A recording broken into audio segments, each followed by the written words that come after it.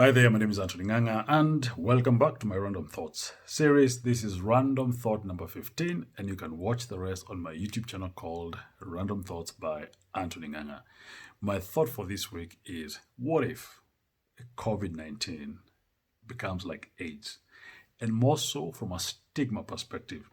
If we all remember, dying of AIDS or contracting AIDS, a few years ago was a death sentence, right?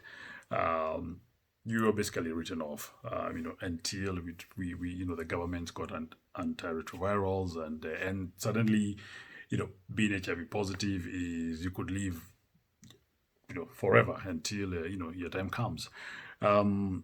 But before that, the stigma was huge, right? I mean, people rarely said if somebody died of AIDS. It was always, tuberculosis or some other condition that had nothing to do with the underlying factor.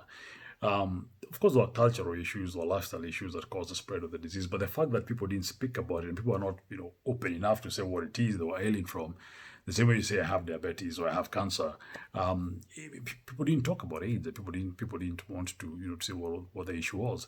And I fear that the same could happen with COVID. And the reason I say that is because the impact of being diagnosed with COVID is also from a social perspective, it is hectic because if you think of contact tracing, suddenly you're basically, opening your proverbial black book and saying, I was in touch with this person, this person, this person. And in some cases, there are people you do not want others to know that you're in touch with, right? For all sorts of reasons. So you may not want to talk about those people, despite the fact that you're in touch with them. And if you're positive, the odds that they might be positive are high. And if you don't say that you're with them, then suddenly that person might be out there, spreading COVID. There's a cost as well. I mean, the test of, doing a test right now, I hear in Kenya you can get a test for, 1,000 bob, which is $10. But I haven't seen one. Most of them are between, $70 and $100. That's quite expensive. Not many people are going to be willing to spend that kind of money to go and get tested because, one of their contacts was positive.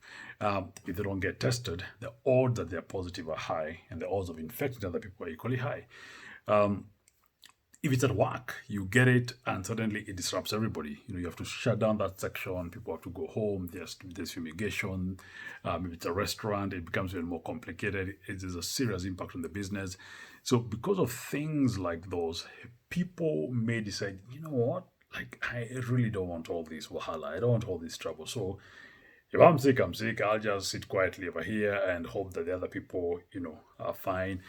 But this is going to be because of the fact that people are afraid or concerned on the social impact or, of disclosing that they had it, which is dangerous because then you could have a lot of people spreading it because they don't know they were in contact with somebody who didn't tell them.